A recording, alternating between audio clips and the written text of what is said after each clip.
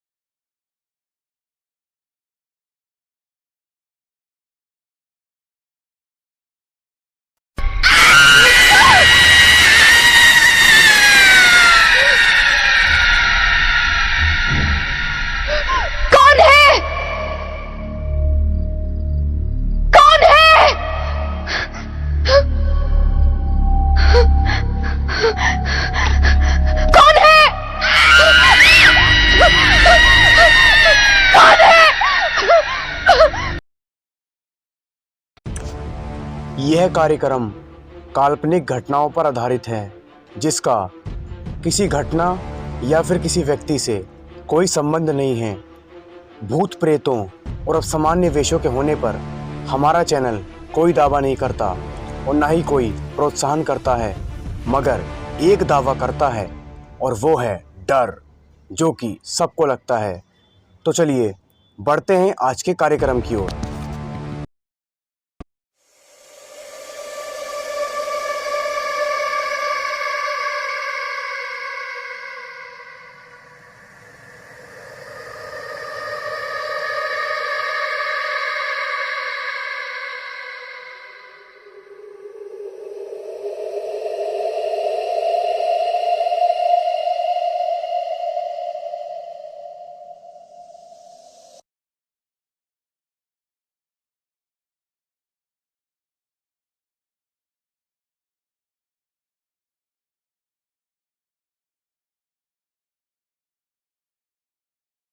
सच्चा प्रेम बहुत मुश्किल से मिलता है, क्योंकि आज के स्वार्थ से परिपूर्ण जीवन में दुनिया में सच्चे प्रेम का महत्व रह ही नहीं जाता।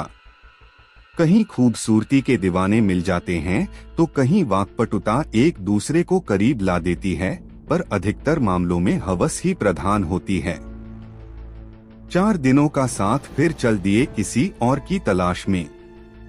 दिल मिले ऐसा बहुत कम होता है, क्योंकि अगर दिल मिल गए तो वे कभी एक दूसरे से अलग हो ही नहीं सकते और निस्वार्थ भाव से अपने सुख की बलि देकर भी दूसरे के सुख की चाह को कायम रखते हैं। दुनिया भी तेजी से बदल रही है और आज दुनिया के सार्वभौमिकरण के कारण प्रेम रिश्तों की परिभाषा भी बदल रही है।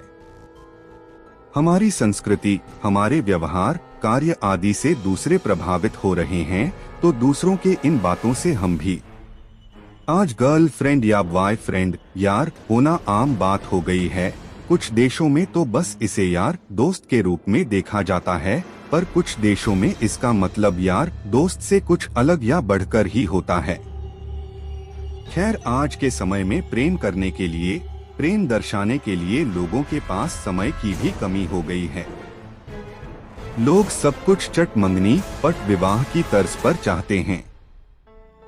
सूरज, जी हाँ, यही नाम था उस लड़के का। उम्र कोई 19 से 20 की होगी, एकदम से दुबला पतला, पढ़ने में ठीक ठाक था। शहर में रहकर अपनी पढ़ाई कर रहा था। वह जिस महाविद्यालय में पढ़ाई करता था वह शहर से थोड़ा बाहर था और पूरी तरह से जंगल जैसे क्षेत्र में था। वह अपने महाविद्यालय के ही हॉस्टल में रहता था। वह जिस हॉस्टल में रहता था वह 5 मंजिला था। सूरज का कमरा 4थी मंजिल पर था। कभी अगर वह भूलबस अपने कमरे की खिड़कियां या दरवाजे को खुला छोड़ देता तो बंदर, गिलहरी आदि उनके कमरे में आ जाते। सूरज प्रतिदिन शाम को लगभग 5 बजे अपने कमरे से बाहर निकलकर बालकनी में बैठकर हारमोनियम बजाता और गुनगुनाता। उसे प्रकृति की गोद में होने का एहसास होता, जिससे उसके चेहरे पर बराबर प्रसन्नता छाई रहती और पढ़ने में भी खूब मन लगता। एक दिन जब वह बालकनी में बैठकर हारमोनियम बजा रहा था और सुमधुर आवाज में गुनगुना रहा था, तभी अचानक उसे पता नहीं क्यों ऐसा लगा कि कुछ दूरी पर एक जंगली पेड़ की ओट से कोई उसे देख रहा है। वह थोड़ा सकपका गया, पर थोड़ा संभलकर और हारमोनियम बजाना बंद करके गुनगुनाते हुए ही खड़ा होकर दूर उस पेड़ के आसपास देखने लगा, पर अब उसे वहां कोई दिखाई नहीं दे रहा था। उसने इसे अपने मन का वहम मान लिया तथा साथ में यह भी कि हो सकता है कोई छात्र आदि हो जो उधर घूमने गया हो, पर ऐसा संभव नहीं था क्योंकि वह पेड़ थोड़ा दूर था और उधर कभी भी कोई छात्र अकेले नहीं जाता था। हाँ, कभी कभी कुछ उत्साही छात्र जाते थे, पर वे भी टोली में। खैर, वह फिर से आकर बैठकर हारमोनियम बजाने लगा, पर अब उसका मन हारमोनियम बजाने और गुनगुनाने में न लगकर बार बार उसी पेड़ की ओर चला जाता। दूसरे दिन जब वह बालकनी में हारमोनियम लेकर बैठने ही जा रहा था, तभी अचानक उसका ध्यान उस जंगली पेड़ की तरफ चला गया, पर वहां उसे कोई नहीं दिखा। फिर वह बालकनी में बैठकर हारमोनियम बजाने लगा, पर पता नहीं क्यों हारमोनियम बजाते बजाते आज भी अचानक उसका ध्यान उधर जाने लगा। उसने अपने मन व आँखों पर काबू करने की कोशिश करके जो ही एक लंबी तान छेड़ना चाहा, त्यों ही फिर से उसका ध्यान उस पेड़ की ओर चला गया। हाँ, वहाँ अब कोई तो दिखाई दिया जो थोड़ा सा पेड़ की आड़ में होकर इसके तरफ ही शायद देख रहा था। सूरज अपनी जगह पर खड़ा हो गया और गौर से उस पेड़ की ओट में खड़े व्यक्ति पर अपनी नजरें टिकाने की कोशिश करने लगा। जी हाँ, वहाँ कोई तो था, और वह भी अकेले। और इतना ही नहीं, यह भी सही बात थी कि वह सूरज को ही देख रहा था, पर अभी भी यह क्लियर नहीं हो पा रहा था कि कौन है, कोई बाहरी आदमी, कोई औरत या महाविद्यालय की ही कोई छात्र या छात्रा। रात को सूरज की नींद गायब थी। वह लेटे लेटे बार बार यही सोचने की कोशिश कर रहा था कि आखिर वह कौन है जो पेड़ की ओट से उस पर नजर लगाए रहता है। कहीं कोई गलत इरादे से तो उसे नहीं देख रहा। बहुत सारे अनर्गल सवाल भी अब उसके ज़हन में आने लगे थे। खैर, कैसे भी करके सुबह में उसे हल्की सी नींद आई, पर लगभग 7 बजे उसके बगल वाले कमरे में रहने वाले बच्चे ने से हाथ लगाकर उसे जगा दिया। उसे कुछ काम था। सूरज जगकर अपने दरवाजे की किवाड़ खोला और उस बच्चे द्वारा कुछ मांगने पर उसे दे दिया। फिर वह जम्भाई लेते हुए बालकनी में आ गया। अरे यह क्या, इतनी सुबह? फिर उस पेड़ के पीछे उसे कोई दिखाई दिया, पर आज वह व्यक्ति ऐसा लग रहा था कि हाथ के इशारे से उसे बुला रहा हो। दूरी थोड़ी अधिक थी और छोटे छोटे झुरमुट और पेड़ आदि भी तो थे, इसलिए कौन है यह स्पष्ट नहीं हो पा रहा था। खैर, अब सूरज पूरी तरह से तल्लीन होकर उस पेड़ के पास ही देखने लगा था। धीरे धीरे सूरज के मन एकाग्रता और शरीर की बेचैनी बढ़नी शुरू हो गई थी और अब उसे ऐसा लग रहा था कि उस पेड़ के पास कोई किशोरी खड़ी है जो हाथ के इशारे से उसे बुला रही है। सूरज को पता नहीं अब क्या होने लगा था। उसका दिमाग काम करना बंद कर दिया था। वह क्या करे क्या ना करे अब उसके हाथ में नहीं था। अचानक सूरज को आभास हुआ कि वह यहाँ से आराम से कूदकर उस बाला के पास जा सकता है। पता नहीं उसकी मानसिकता कैसे इतना बदल गई कि वह आव देखा न ताव और अचानक उस चौथे मंजिल के बालकनी से छलांग लगा दी। छलांग लगाते ही उसे ऐसा लगा कि पेड़ के पास खड़ी लड़की अचानक उड़कर उसके पास आ गई और उसे थामकर उसी पेड़ के पास लेकर चली गई। यह सब इतना जल्दी हुआ कि सूरज कुछ भी समझ नहीं पाया। पेड़ के पास जाकर सूरज एक बिछुड़े प्रेमी की तरह गुनगुनाने लगा और वह बाला मंद मंद मुस्कान के साथ थिरकने लगी। सूरज तो पूरी तरह से खोया हुआ था। उसे कुछ भी पता नहीं चल रहा था वह कौन है और कैसे यहाँ आ गया। खैर सूरज को कूदते हुए उसके बगल वाले कमरे के लड़के ने देख लिया था, जो नहाने के बाद तौलिया सूखने के लिए डालने के लिए अपने कमरे से बाहर आया था, पर वह बेहोशी हालत में था क्योंकि उसने कूदने के बाद सूरज को उड़ते हुए उस पेड़ के पास जाता देख लिया था। उसे अपनी आंखों पर विश्वास ही नहीं हो रहा था क्योंकि उसने जो देखा था वह बस काल्पनिकता में ही संभव था। खैर उसने हिम्मत करके आसपास के कमरों के छात्रों को यह बात बताई और फिर उन छात्रों ने एक चपरासी को लेकर उस पेड़ के पास जाने का निश्चय किया। उस पेड़ के पास पहुंचकर छात्रों ने देखा कि सूरज तो प्रसन्न मन से गाए जा रहा था, पर उसके हाव भाव से ऐसा लग रहा था कि वह गाना अकेले नहीं किसी और के साथ गा रहा है। छात्रों को वहां देखकर भी सूरज पर कोई असर नहीं हुआ। वह इन लोगों से बेखबर गाए जा रहा था।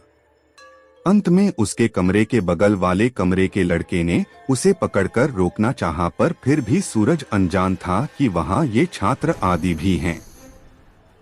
अचानक सूरज का गाना बंद हो गया और वह तेज आवाज में चिल्लाया, कहाँ गई तुम? देखो, आंख में चौली न खेलो, मेरे सामने आओ। इसके बाद एक दो और छात्रों ने सूरज को पकड़कर वहां बैठाने की कोशिश करने लगे, पर सूरज तो बस चिल्लाए जा रहा था, कहाँ गई तुम?